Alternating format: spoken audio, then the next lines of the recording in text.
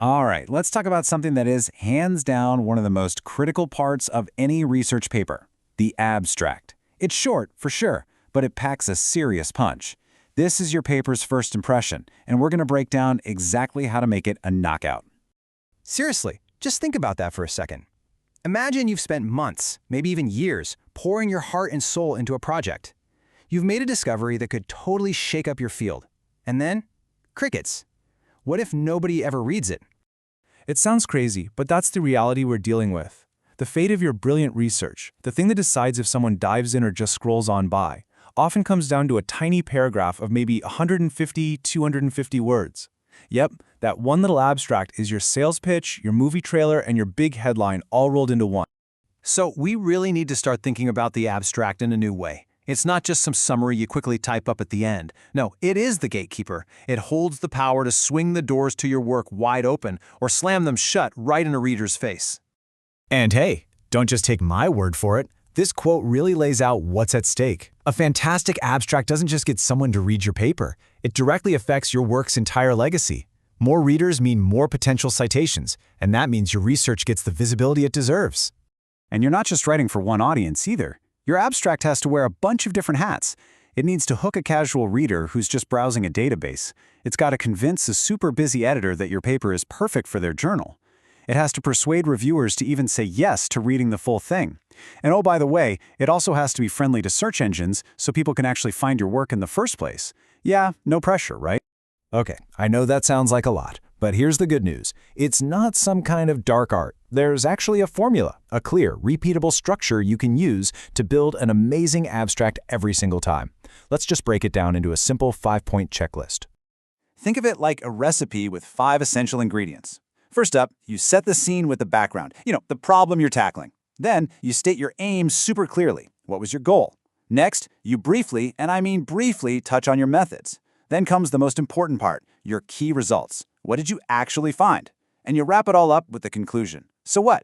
What does it all mean? It's basically your entire paper in miniature. So we've got the 5 key parts of a great abstract. Awesome. But what goes in is only half the battle. When you write it is just as important.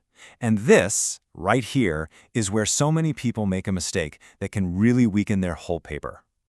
Let's just puzzle this out for a moment.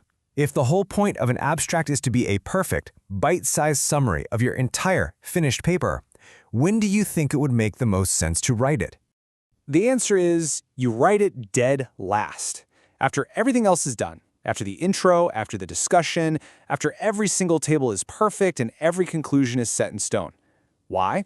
Well, doing it last makes sure the abstract is a 100% accurate reflection of your final paper. But maybe more importantly, it forces you to boil your entire argument down to its most essential, powerful core. It's like the ultimate clarity test for your own research. And here's what that looks like in practice. You start with your foundation, the data, your figures and tables. Then you write the methods and results that explain what you did and found. Next, you interpret all that in the discussion and conclusion. After that, you write the intro to frame the whole story. And only then, at the very end, do you tackle the abstract and keywords. So remember, the abstract is the capstone, not the cornerstone. Okay, so you've got the structure, you know when to write it, now let's get into the nitty-gritty. We're talking about the fine-tuning, the little details that can take an abstract from just good to, wow, I have to read this. First off, the rules of the game. Most journals have a really strict word limit, usually somewhere in this 150 to 250 word ballpark. And let me be clear, this is not a suggestion. It's a hard and fast rule. Every single word has to earn its place. And to do that, your language has to be on point. You want to avoid passive, wishy-washy language. Use a strong, active voice. Be precise. Be direct. Instead of saying something was observed, say we found. It's about projecting confidence and, most of all, clarity. And as you're polishing, you got to watch out for these common traps.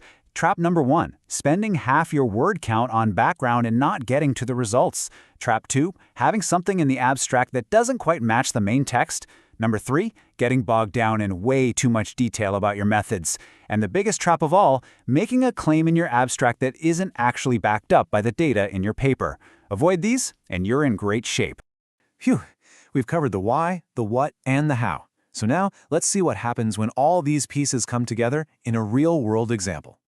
Take a look at this. You can see that perfect logical flow, right? It goes from the background to the aim, methods, results, and conclusion. Smooth as can be.